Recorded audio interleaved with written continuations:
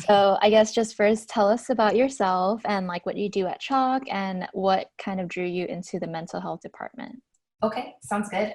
So I'm actually a volunteer in our mental health and patient center, and we believe that I'm one of the first volunteers in the country to be in an inpatient unit, which is really exciting. So this is my ninth year as a volunteer at CHOC.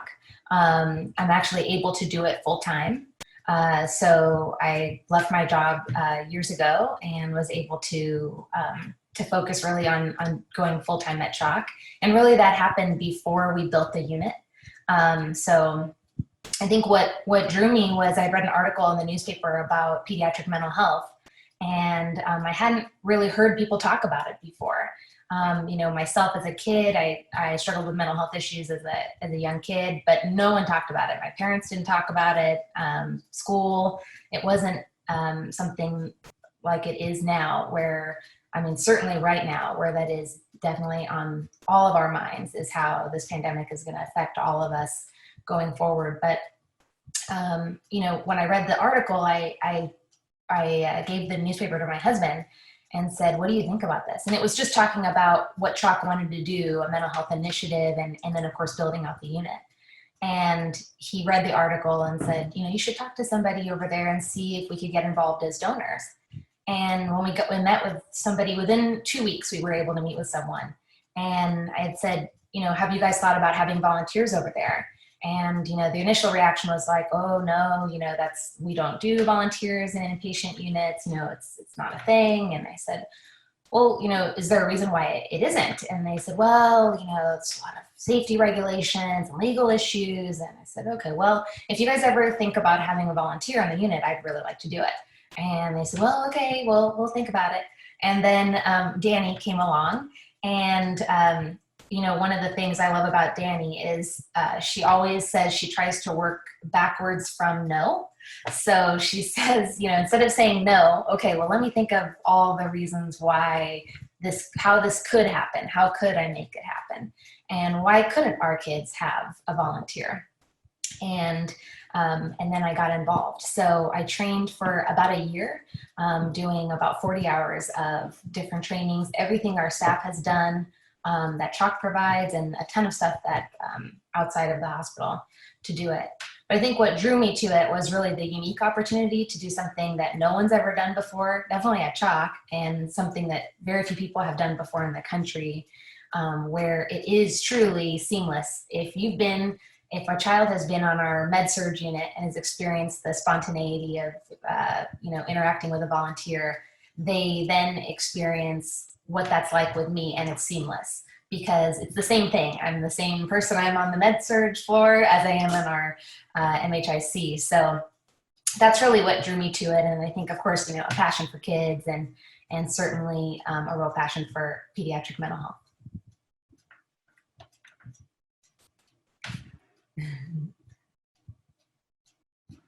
Uh-oh, I think we're muted. Oh, there we go. Oh, did you hear anything I said? No. Okay. No, well, thanks for sharing. Yeah, I think Danny's awesome. It was really great hearing her story, and she's so passionate about mental health, and yeah. You guys are all great, hearing all of you guys. So yeah. I'm glad you really met the A team today. Yeah. I know, even with COVID, I mean, if anyone can come check out the space and everything, but yes, we definitely want you to come check out the space. So, and I'm sure Danny told you.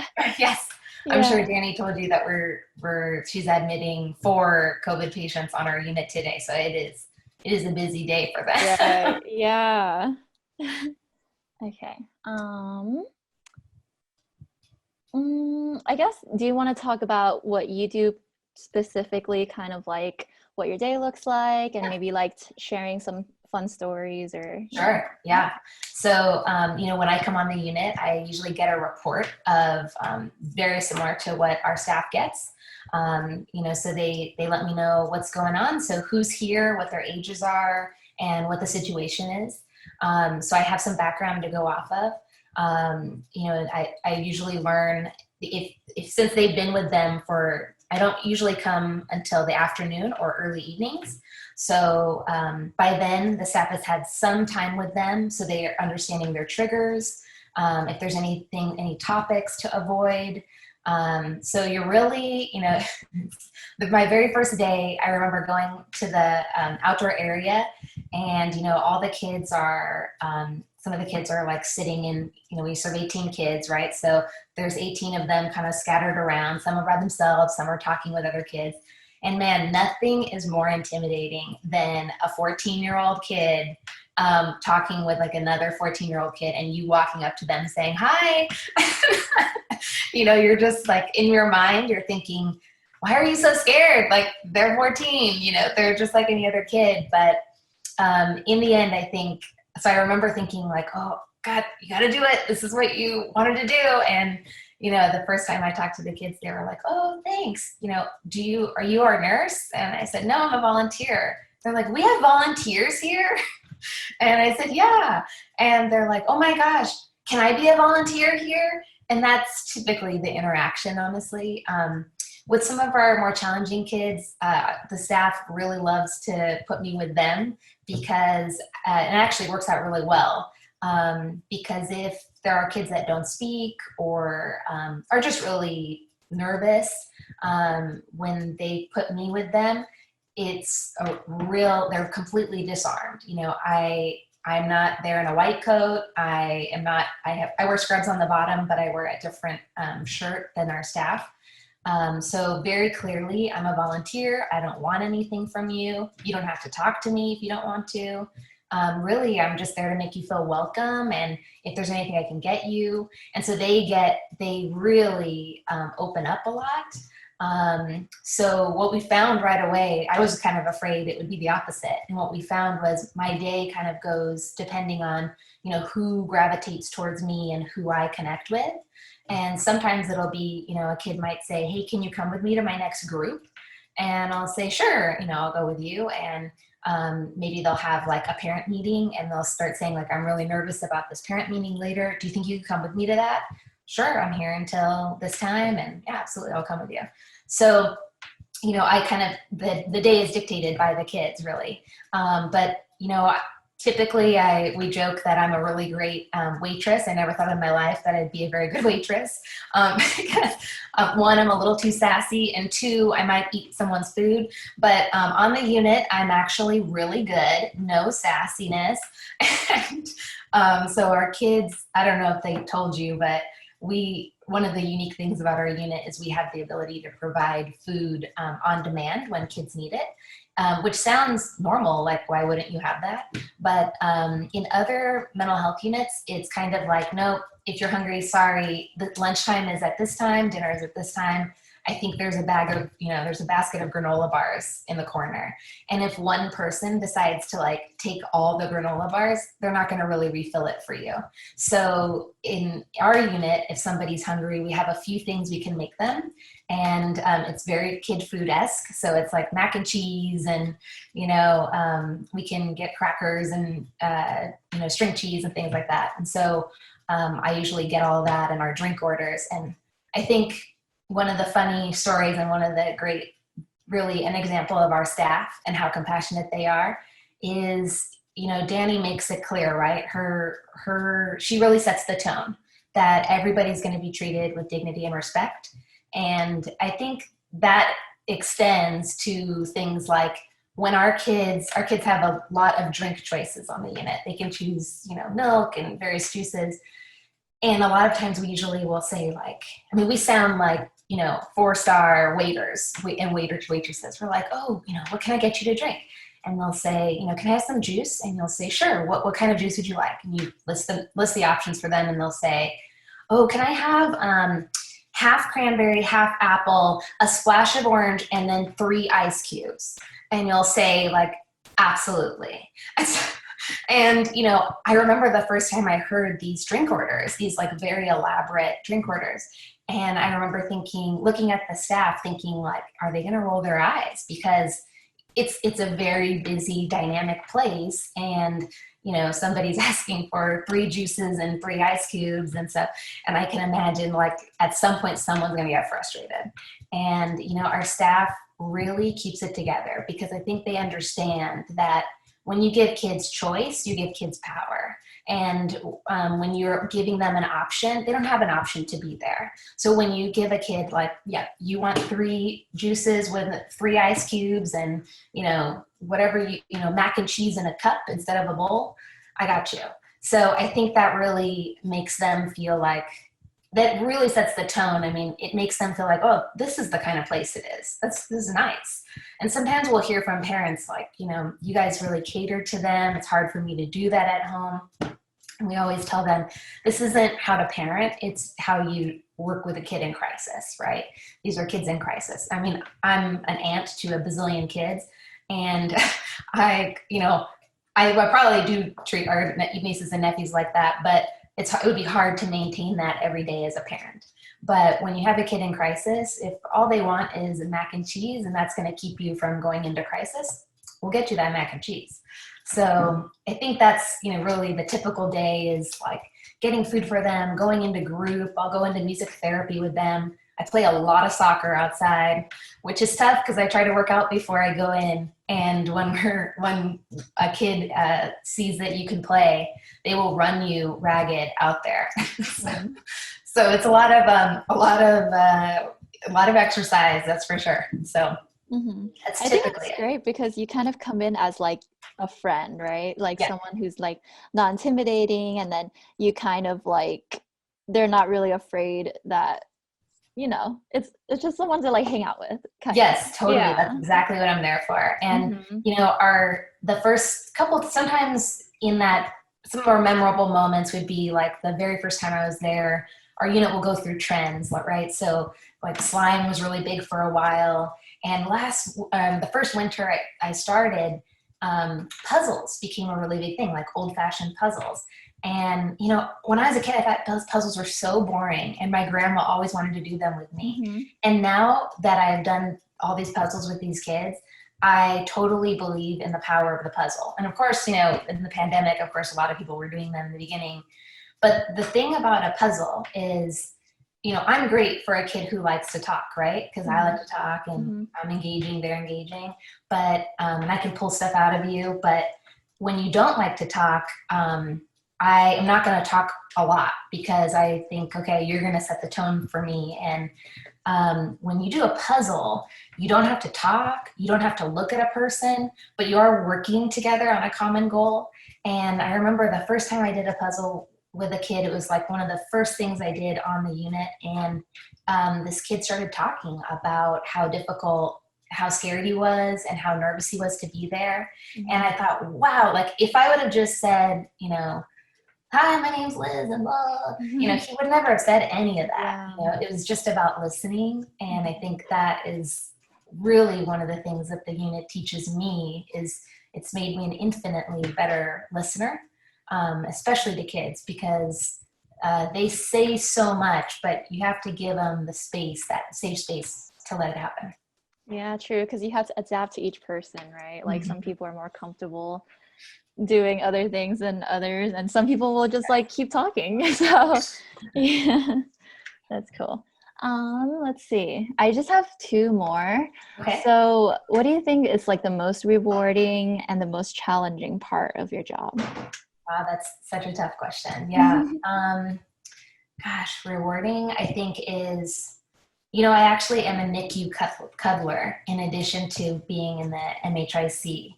And, in the beginning, I didn't know how I was going to balance the two because I spend so much time doing mental health stuff on the unit and off the unit as an advocate for CHOC. And I kept the cuddler role because I really enjoyed seeing, when you're holding these NICU babies, you're seeing a lot of times, parents either they can't, a NICU stay can be months long, unfortunately, and parents eventually have to go back to work, or they may have other kids at home. They have to shower, so they can't be in the NICU the whole time. And these babies need comfort, but we have an 82-bed NICU, so our nurses can't hold every baby that's crying. And I think when you look at I think it wasn't until I started volunteering in the MHIC that you really started to see that connection of what human connection and empathy can do. I mean, you're holding a baby and watching their vital signs. You know, you're watching their respiratory rate increase. You're watching their heart rate, slow down, go from hummingbird rate to like, a more mellow pace, and you're watching them self-soothe. And I think when you see our kids, they're in great distress, psychiatric distress, and they don't know how to soothe themselves so often, or they haven't slowed down enough to remember, okay, yes, that's what's worked for me in the past. I need to do this. Or yeah, cutting has worked for me, but I can't do that here. So I need to figure out a new way to self-regulate and soothe. And I think that's probably the most rewarding it's like, watching these babies, to watching these kids and just seeing just that power of a human connection. I'm not in their lives forever. I'm in their lives for maybe, if I'm lucky, I get to see them maybe through the week. And sometimes we get repeat customers, and so I'll see them, and that's actually rewarding as well, because each time we see those kids, it means that nothing bad has happened to them. So I think that's probably the most rewarding thing, is getting to see them, overcome their challenges, and honestly, I think probably become very self-aware. I think people, a lot of times the kids will ask, why do you volunteer here? And I'll say, oh, they're asking, why do you volunteer in this unit? Aren't you scared of us? And I'll say like, no, you guys aren't scary. You're just kids. And so then they'll say, one of the kids will say like, oh, well, why do you like us? And I'll say, well, you guys are way cooler, first of all, than any adult. I'm like, you guys do, 7 to 8 hours of therapy a day. Like, that is one self-aware person. It's like, most adults don't do that in a lifetime, let alone in a day. So when we talk to you guys are the most empathetic people. They're very empathetic to everyone else. I think they realize that by being in the unit, they're not alone. And it's really incredible to watch them transition from coming in a very intense crisis to being able to leave and go to the next step on their mental health journey. They're not leaving all better. They're just getting to their baseline. And I think that is the most rewarding. I think the most challenging is, that's a tough one. I think the most challenging is probably dealing with patient loss. And that's really hard. I had patient loss on the medical units, and before, where I'd volunteer in oncology, and eventually, you lose someone. And that is really tough, because you really get to know them. But you don't get to know them like you get to know these kids. You're in therapy with them, and you learn all these things about them, or they share these heartbreaking stories. And that is so hard.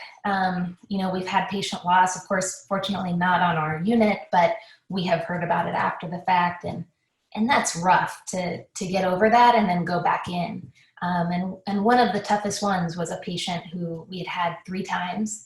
And, unfortunately she died. And when Michael Ketterer actually had told me once, or he told me and the rest of the group, and he had said, sometimes I used to think when we have kids come back and repeat, he said, I would say like, oh God, they're back again. And not because they're difficult or it's annoying or something.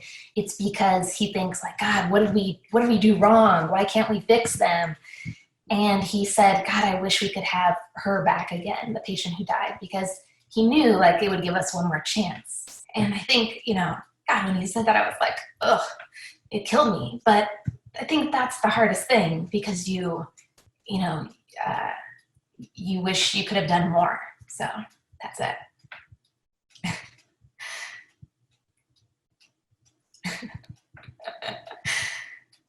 Sorry for the tears. They're doing great. But yeah, did you have anything else you wanted to share before? No, I think I did want to share that. Mm-hmm. In one of your questions, you said, Mm-hmm. I couldn't find the thing, but it's like, how do you approach your job or something like Mm-hmm. that. And I think, Danny, Michael Franklin, first of all, and you'll be meeting Joni, hopefully. Michael Franklin is probably one of the best examples of a nurse that I can think of. Michael is the most thoughtful nurse. And, I don't mean thoughtful as in like, hey, I heard you like SpongeBob, here's this thing. It's the way he approaches his job. What makes us different is we hire people that are critical thinkers and are thinking, okay, how can I avoid this from becoming a crisis situation? And of course, we're incredibly compassionate. And Michael is that person. And I think, Danny approaches things in an awesome, amazing way. And it's from a clinical perspective, Michael Ketterer and Franklin from a nursing perspective. And I think for me, I have to always remember I'm just a volunteer, right? So I'm not a therapist. I'm not a doctor. I don't have a degree in psychology or psychiatry. But I think if you can treat them if you can treat our mental health patients like we do with our medical unit kids, like they are just kids. They're also sick. They're in great distress, but they have so many similarities to the other kids. They want somebody to listen to them. They want to be seen. They want to feel heard. And when you treat it like, I'm just here for this hour, I'm just here for this 4 hours, not like, how can I solve your problem? I think that's what makes that's really what makes the difference. We've interviewed other volunteers to expand the program eventually. And, one of the biggest hangups is that the people that we've interviewed sometimes are like, they want to fix these kids and you're not going to fix it. So, you're just here to play Uno. And, but you better make that Uno interaction the best you can.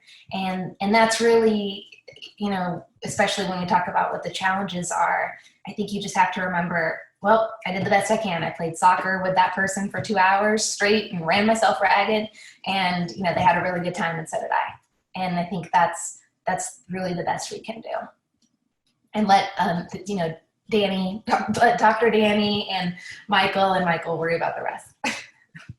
I feel like each and every one of you guys, have like a really crucial part in like these kids' lives, because you just never know like how they're going to react, and like Yes. each kid is different. So, and I don't know, I feel like when they're like at such a vulnerable state, like anything you can do for them, yes, it's like such a big part in their life, Totally. I don't know if Danny shared with you, but a couple months ago, or in October, we saw that my husband and I saw that Billie Eilish was doing a virtual concert. And so we were like, oh, this is cool. I don't know that she's done this before. So we bought a ticket and, figured, I asked Danny, hey, can the kids watch it? It's, in a couple weeks. And she said, oh yeah, that'd be great. And I said, could we have like, blue and green nail polish and green and black hairspray, or green and black hairspray and green and black nail polish. Said, yeah, that's cool. Like they can get ready for the concert.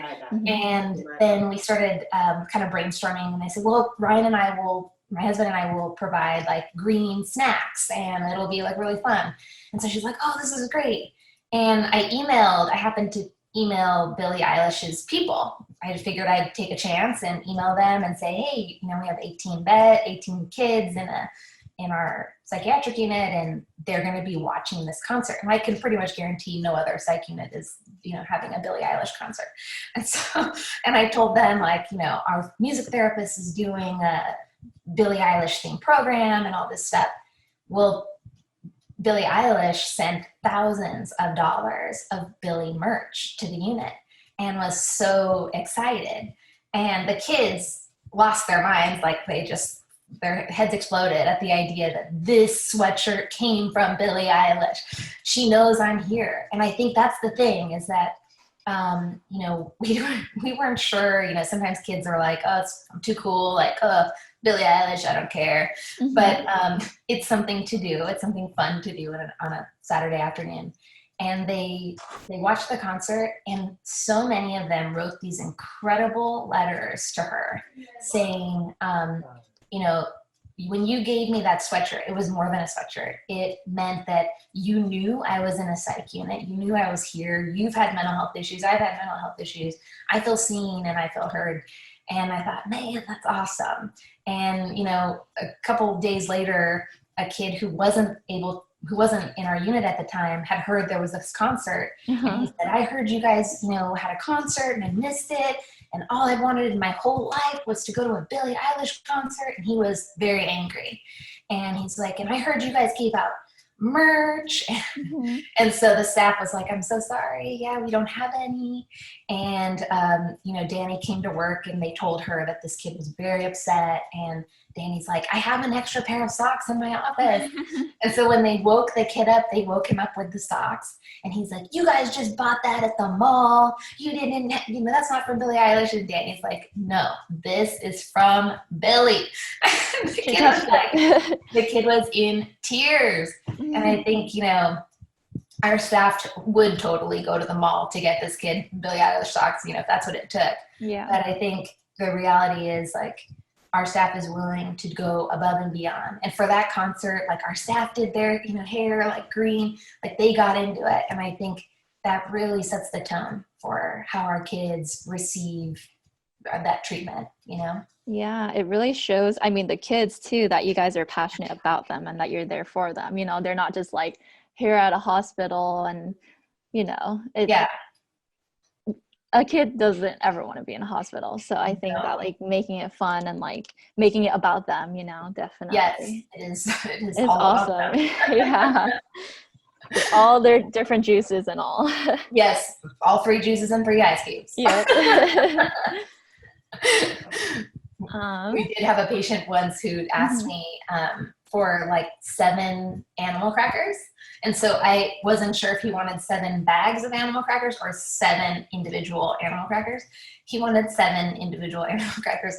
So luckily I got the order right. And he was like, oh, thanks. You got it right. No one ever gets me. Oh. And so sometimes it's the little things.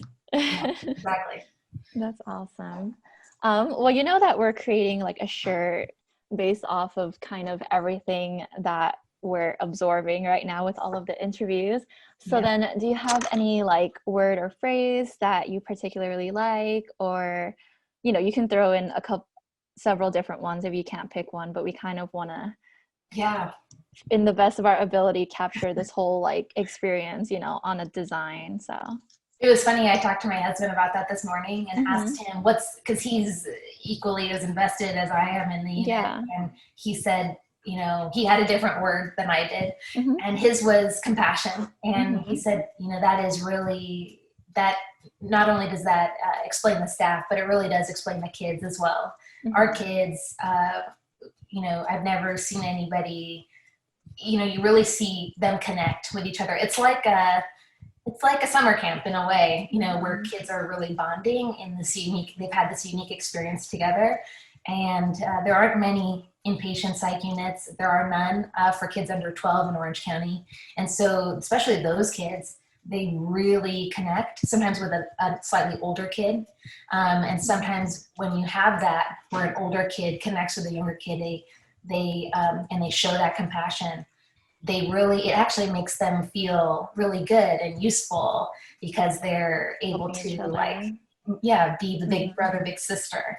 So that's really special. But my word I would choose would be resilience, because it is, you know, it's something, of course, that we want to instill in all of our kids, of course, not just in the MHIC, but our MHIC kids are incredibly resilient. And I have to say that when you ask how my day starts and I get a report, the very first time I got a report, I really had to bolster myself because, you know, they'll say like, okay, Nikki, 14, cutter, sexual abuse, history of blah, blah, blah.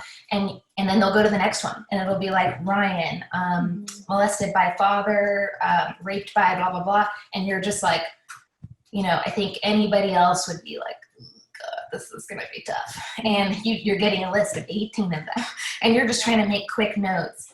And I think now it's not that it's like you're immune to it. It's just that when you get out there and you meet these kids, I'm always like, oh my God, that's the kid? Oh, geez, the kid is awesome. Like this kid doesn't show. They don't wear their wounds like adults do, and sometimes they do, but a lot of times they don't, and they are really incredibly resilient. They have so much to teach us as adults, and our staff is as well. I think all the things that they've had to go through, from patient loss to recently we lost a staff person in a car accident, and that was very difficult. And then now they've been pumping throughout this whole pandemic. Our unit had been the only unit that was consistently full in the hospital from the beginning of the pandemic. So these guys have been working this hard without any break.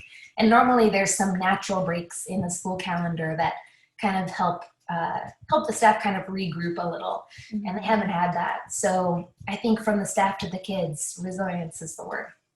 Yeah, that's amazing. I mean, yeah, because especially with COVID too, like everyone's just home with their families, and you never know what situation people can be in. And like, even if they look fine on the outside, you'd never know their story. Totally. That's right. That's everybody, right? And I think the unit really teaches you that. I always actually tell my friends, especially when you talk about drug use as an example, you would never know sometimes, it's like, which kid is the heroin user? You would never know. Because I have to make notes, and then I have to conceal the notes because the notes have kids' names on them and stuff. So I keep them in like a double pocket in my pants. And sometimes I'll have to like look at my note like, oh my gosh, this kid like has been trafficked. Like, oh God, this kid is like, you would never know this. She just doesn't wear it. She doesn't carry it. And kids who have had a history of drug use, or kids who are homeless, sometimes you just can't tell. It really reinforces. You can't tell a person's story by the outside. Sure. And then they must be super strong, They are.